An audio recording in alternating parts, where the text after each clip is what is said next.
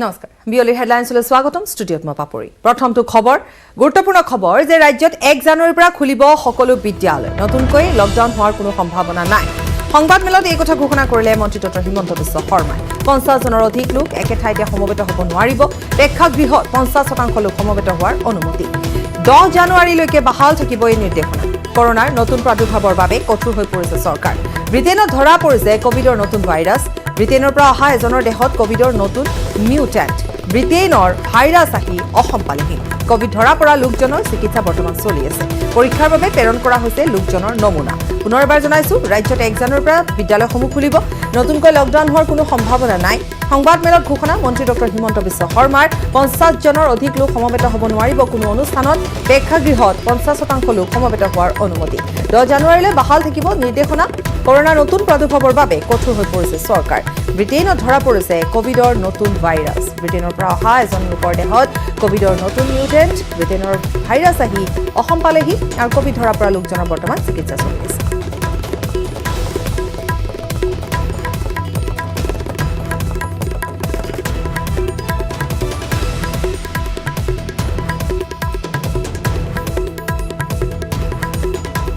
10 জানুৱাৰীলৈকে বাহাল থাকিব আজি এক সংবাদমেল যোগে মন্ত্ৰী ডক্টৰ হিমন্ত বিশ্ব শৰ্মাই এই কথা উল্লেখ কৰে আৰু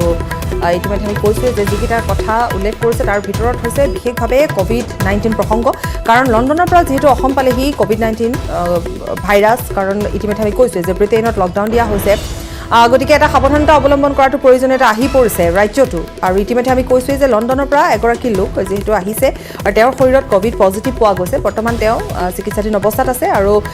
সেই বিশেষ ব্যক্তিজন আহি পোৱাৰ পাছতে তেওঁৰ ঘৰত বন্ধ কৰা লোকগৰাকীৰো ইতিমধ্যে কোভিড পজিটিভ পোৱা গৈছে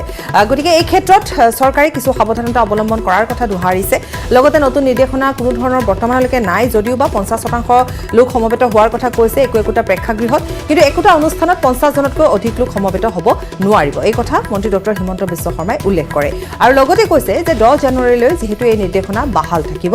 কাৰণ এই সময়ছোৱাত কিছু সাৱধানতাৰ প্ৰয়োজনীয়তা আহি পৰিছে কিন্তু বিদ্যালয়সমূহৰ ক্ষেত্ৰত 1 জানুৱাৰীৰ পৰা বিদ্যালয়সমূহ খোলা দিয়া হৈছে লকডাউন নতুনকৈ হোৱাৰ কোনো সম্ভাৱনা নাই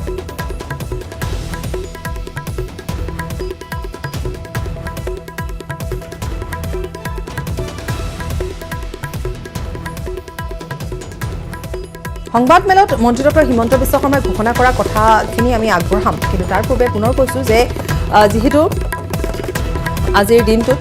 মন্ত্ৰীগৰাকীয়ে এই বিশেষ কথাখিনি উল্লেখ কৰিছে বিশেষভাৱে কোভিড-19ক লৈ আৰু বহুকেইটা কথা উল্লেখ কৰিছে কিন্তু তাৰ ভিতৰত কোভিড-19 প্ৰসংগ অতি গুৰুত্বপূৰ্ণ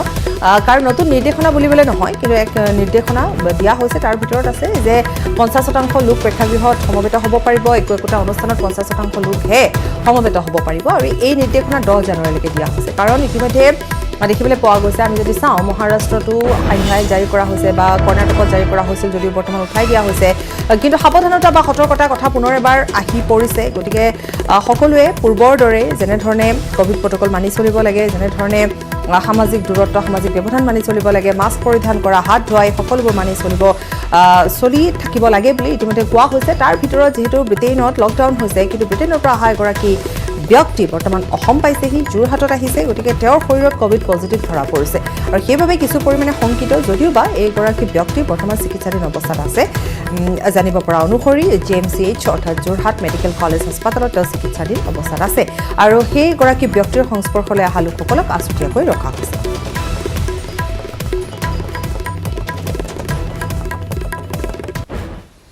অন্য খবৰৰ মাজলৈ আহিছো বাইহাটৰ মদনপুৰ টোল গেট লণ্ডভণ্ড ভাঙি চিঙি অগ্নি সংযোগ কৰে একাংশ যুৱকে বহিৰাজ্যৰ লেচিয়ে টোল গেটৰ ঠিকা লাভ কৰাক লৈ পৰিস্থিতি উত্তপ্ত হৈ পৰে মুম্বাই ইগল ইনফ্ৰা নামৰ ফাৰ্মে লাভ কৰিছে দায়িত্ব তাকে লৈ যথেষ্ট ক্ষোভিত হৈ পৰিছে স্থানীয় লোকসকল আৰু বাইহাটৰ মদনপুৰ টোল গেটত এনেধৰণে লণ্ডভণ্ড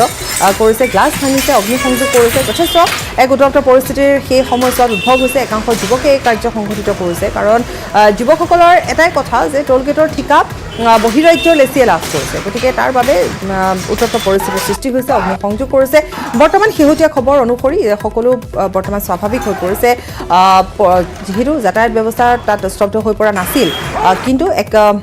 উত্তপ্ত পৰিস্থিতিৰ সৃষ্টি হৈছিল কাৰণ মুম্বাইৰ ইগল ইনফ্ৰা নামৰ ফাৰ্মে এই দায়িত্ব লাভ কৰাক লৈ ক্ষোভিত হৈ পৰিছিল স্থানীয় যুৱকসকল আৰু যুৱকসকলে সেই সময়ছোৱাত আহি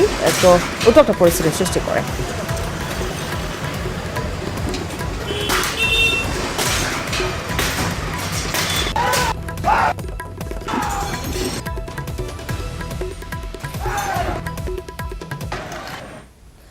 নাৰেঙ্গী ছাত্ৰ সন্থাৰ কাৰ্যালয় লণ্ডভণ্ড পূব গুৱাহাটী প্ৰেছ ক্লাবৰ কাৰ্যালয় লণ্ডভণ্ড দুৰ্বৃত্তই ভাঙিলে দুইটা কাৰ্যালয় বাসগৃহ বৃহস্পতিবাৰে নিশা সংঘটিত হৈছে এই ঘটনাস্থলীত উপস্থিত নুনমাটি আৰক্ষীৰ তদন্ত আৰম্ভ পুনৰ এবাৰ জনাইছো নাৰেঙ্গী ছাত্ৰ সন্থাৰ কাৰ্যালয় লণ্ডভণ্ড পূব গুৱাহাটী প্ৰেছ ক্লাবৰ কাৰ্যালয় লণ্ডভণ্ড কোন দুৰ্বৃত্তই কাৰ্য সংঘটিত কৰিছে সেয়া এতিয়ালৈকে জানিব পৰা হোৱা নাই যদিও কোনো দুৰ্বৃত্তই দুয়োটা কাৰ্যালয় বাসগৃহ ভাঙি পেলাইছে বৃহস্পতিবাৰে নিশাৰ ভাগত এই ঘটনা সংঘটিত হৈছে ঘটনাস্থলীত উপস্থিত নুনমাটি আৰক্ষীয়ে আৰু নুনমাটি আৰক্ষীয়ে ইতিমধ্যে তদন্ত আৰম্ভ কৰিছে কিন্তু তাৎপৰ্যপূৰ্ণ কথা যে দুটাকৈ যেহেতু বাসগৃহ ভাঙি পেলাইছে সেই নাৰেঙ্গী ছাত্ৰ সন্থাৰ কাৰ্যালয় ইতিমধ্যে ভাঙি পেলাইছে তাৰোপৰি পূব গুৱাহাটী প্ৰেছ ক্লাব ভাঙি পেলাইছে দুটাকৈ কাৰ্যালয় ভাঙি পেলাইছে লণ্ডভণ্ড কৰিছে কোনো দুৰ্বৃত্তই আৰক্ষী ইতিমধ্যে উপস্থিত হৈছে কিন্তু তদন্ত আৰম্ভ কৰিছে বৰ্তমানলৈকে জানিব পৰা হোৱা নাই যে কোনে এই কাৰ্য সংঘটিত কৰিছে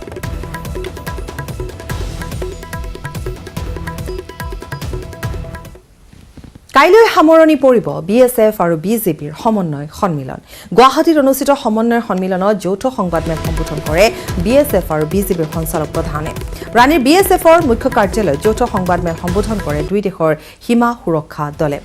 পুনৰবাৰ জনাইছো যে কাইলৈ সামৰণি পৰিব বিএছএফ আৰু বিজেপিৰ সমন্বয় সন্মিলন গুৱাহাটীত অনুষ্ঠিত সমন্বয় সন্মিলনত যৌথ সংবাদমেল সম্বোধন কৰিছে বিএছএফ আৰু বিজেপিৰ সঞ্চালক প্ৰধানে ৰাণীৰ বিএছএফৰ মুখ্য কাৰ্যালয়ত যৌথ সংবাদমেল সম্বোধন কৰে দুই দেশৰ সীমা সুৰক্ষাৰ দলে We have signed a joint record of discussion with our partner BJP after discussions on various agenda items.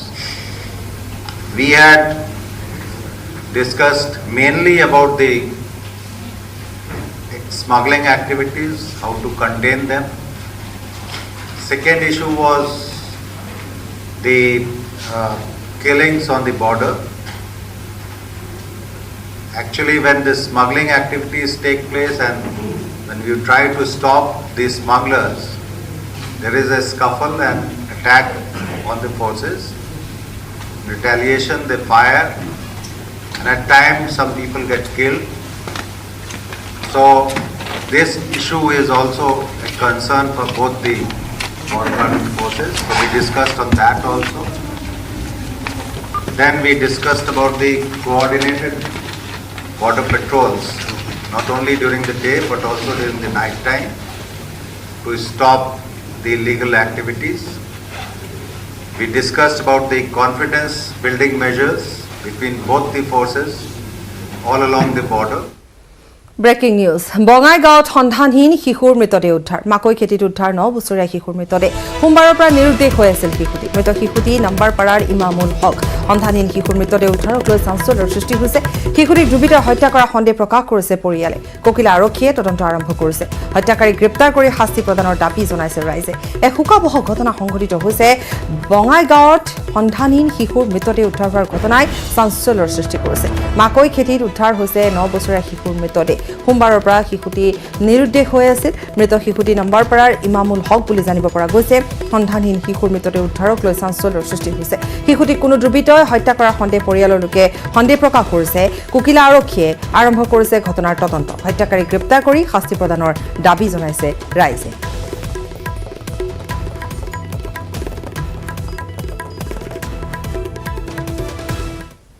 সৰু ল'ৰা ইয়াক এনেকৈ নিৰ্মমভাৱে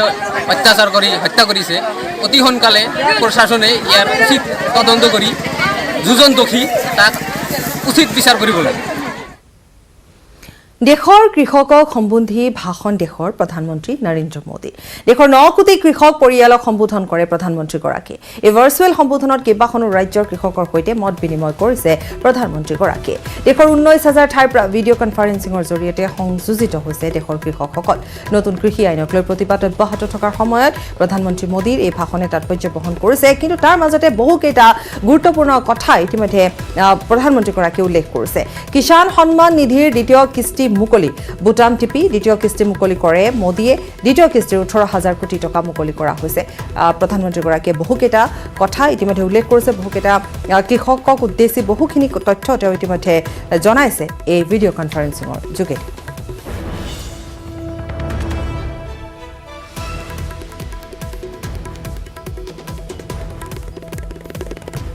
খবৰ অব্যাহত ৰাখিম সময়টি বিৰতি বিৰতিৰ পাছত উভতি আহিছো আজি কংগ্ৰেছ এৰিব অজন্তা নেওগে সভাপতি সোনিয়া গান্ধীলৈ প্ৰেৰণ কৰিব পদত্যাগ পত্ৰ একেলগে এৰিব কংগ্ৰেছৰ বিধায়ক পদ গোলাঘাট সমষ্টিৰ একেৰাহে 4বাৰৰ বিধায়িকা অজন্তা নেওগ কেইদিনমান পূৰ্বে মুখ্যমন্ত্ৰী সৰ্বানন্দ সোণোৱালক সাক্ষাৎ কৰিছিল আৰু সাক্ষাতৰ সময়ত উপস্থিত আছিল নেডাৰ আহ্বায়ক হিমন্ত বিশ্ব শৰ্মা তাৰ পিছতে চৰ্চা লাভ কৰিছিল বিষয়টোৱে আৰু সেই সন্দৰ্ভতে বুধবাৰে চৌকছ দিছিল প্ৰদেশ কংগ্ৰেছে আজিৰ ভিতৰত উত্তৰ দিবলৈ কোৱা হৈছিল বিজেপিত যোগ দিব অজন্তা নেওগে আজিৰ ভিতৰত যি উত্তৰ দিবলৈ কোৱা হৈছিল সেই কথা পৰিষ্কাৰ কৰি তাৰ উত্তৰ হিচাপে দিলে যে অজন্তা নেওগে বিজেপি যোগদান কৰিব ইতিমধ্যে কংগ্ৰেছ ত্যাগ কৰিছে গোলাঘাটৰ কেইবাগৰাকীও কংগ্ৰেছ নেতাই অমিত শ্বাহৰ উপস্থিতিত বিজেপি যোগ দিব অজন্তা নেওগে কাইলৈ আৰু লগতে এপিচিচিৰ সম্পাদক পলাশ তামুলীৰো কংগ্ৰেছ ত্যাগ অজন্তা নেওগৰ সৈতে বিজেপি যোগদানৰ সম্ভাৱনা আৰু আমি পলাশ তামুলীৰ সন্দৰ্ভতো জনাই গৈছিলো যে আজি দুটা দিন ধৰি পলাশ তামুলীও চৰ্চাত আছিল কাৰণ অজন্তা নেওগক চৌকছ দিয়াৰ পাছতে আশা প্ৰকাশ কৰা হৈছিল যে পলাশ তামুলীক হয়তো কংগ্ৰেছে প্ৰক্ষেপ কৰিব কিন্তু সেই সময়ছোৱাতে পলাশ তামুলীয়ে এই সিদ্ধান্ত গ্ৰহণ কৰে আৰু তেওঁ কংগ্ৰেছ দল ত্যাগ কৰাৰ কথা উল্লেখ কৰে কিন্তু কেৱল পলাশ তামুলী বা অজন্তা নেওগে নহয় 20 সহস্ৰাধিক কংগ্ৰেছ কৰ্মীয়ে কংগ্ৰেছ ত্যাগ কৰি বিজেপিত যোগদান কৰিব বুলি জানিব পৰা গৈছে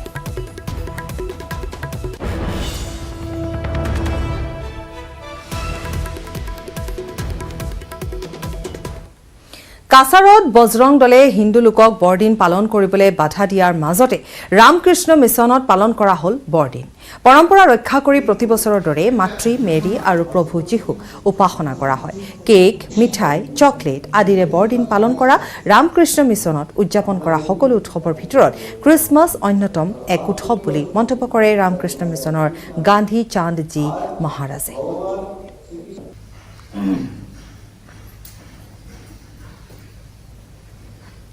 কাছাৰৰ ৰামকৃষ্ণ মিছনতে আয়োজন কৰা হয় আৰু মাতৃ মেৰী আৰু প্ৰভু যীশুক উপাসনা কৰা হয় য'ত কিছুদিন পূৰ্বে আমি জনাই গৈছিলোঁ যে বাধা প্ৰদান কৰা হৈছে কিন্তু তাৰ মাজতে খুব সুন্দৰভাৱে এনেধৰণে পালন কৰা দেখিবলৈ পোৱা গৈছে য'ত বজৰং দলে বাধা নিষেধ কৰিছিল হিন্দু লোকে ক্ৰিছমাছ পালন কৰিব নোৱাৰিব কিন্তু তাৰ মাজত এয়া এক খুব সুন্দৰ আয়োজন দেখিবলৈ পোৱা গ'ল কাছাৰৰ ৰামকৃষ্ণ মিছনত বৰদিন পালন কৰা হ'ল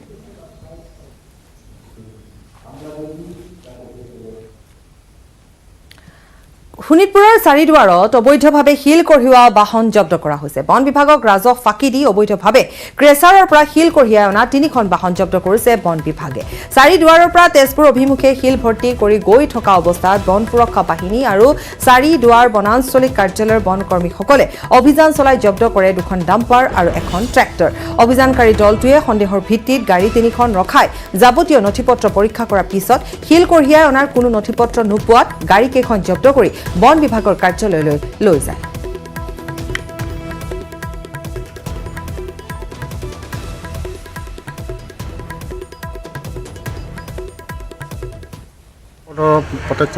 প্ৰটেকশ্যন পাৰ্টি আৰু আমাৰ চাৰিদুৱাৰ ষ্টাফৰ সৈতে যৌথভাৱে এতিয়া টহলদাৰী কৰোঁতে এই গাড়ী 3খন পালোঁ বল্ডাৰ ৰঙা 3খন গাড়ী এখন ট্ৰেক্টৰ 2খন ডাম্পাৰ হয় ডাম্পাৰ 2খনত কেঁচা মিলৰ মাল আছিলে পাই আমি অফিচলৈ লৈ আহিছোঁ তাৰে এতিয়া অফেন্স হ'ব অফেন্সটো তেওঁলোকে মালিক আহিছে কম্পাউণ্ড কৰিব এই বিষয়ে গাড়ীখনৰ বিষয়ে আৰু কাগজপত্ৰ নাছিল কাৰণে সিহঁতক লৈ 24 ঘণ্টাত ৰাজ্যত কৰোনাত আৰু 4জন লোকৰ মৃত্যু কৰোনাত মৃত্যু হোৱা লোক 4জন কামৰূপ মহানগৰৰ তুলসী শইকীয়া কাছাৰৰ সতনাম সিং আৰু কামৰূপৰ উপেন্দ্ৰ নাৰায়ণ বাৰ্মা ৰাজ্যত কৰোনাত মৃত্যুৰ সংখ্যা 1033 জনলৈ বৃদ্ধি বৃহস্পতিবাৰৰ দিনটোত কৰোনাত আক্ৰান্ত হয় 95 গৰাকী লোক কামৰূপ মহানগৰতে আক্ৰান্ত হৈছে 47 গৰাকী লোক অৰ্থাৎ কোভিডত পুনৰ আক্ৰান্ত হৈছে বহু লোক কামৰূপ মহানগৰত 47 জন লোক কৰোনাত আক্ৰান্ত হোৱাৰ সমান্তৰালভাৱে ৰাজ্যৰ বিভিন্ন প্ৰান্তত কিন্তু কৰোনাৰ সংক্ৰমণ এনেধৰণে অব্যাহত থকা বুলি এক প্ৰকাৰ ক'ব পাৰি আৰু 24 ঘণ্টাত ৰাজ্যত কৰোনাত 95 গৰাকী লোক আক্ৰান্ত হোৱা বুলি তথ্য আহি পৰিছে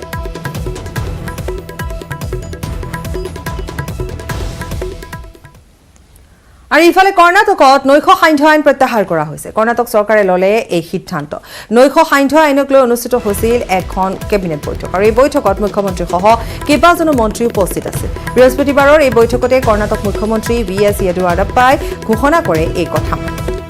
আৰু নৈশ সান্ধ্য আইনক লৈ কৰ্ণাটকবাসীয়ে চৰকাৰৰ ওপৰত উজাৰিছিল ক্ষোভ ৰাইজৰ অসুবিধাৰ প্ৰতি লক্ষ্য ৰাখি কৰ্ণাটক চৰকাৰে এই সিদ্ধান্ত গ্ৰহণ কৰিছে কৰ্ণাটক চৰকাৰে 9 দিনৰ বাবে জাৰি কৰিছিল নৈশ সান্ধ্য আইন ব্ৰিটেইনত হোৱা কোভিড মহামাৰী সংক্ৰমণৰ বাবে কৰ্ণাটক চৰকাৰে গ্ৰহণ কৰিছিল এই সিদ্ধান্ত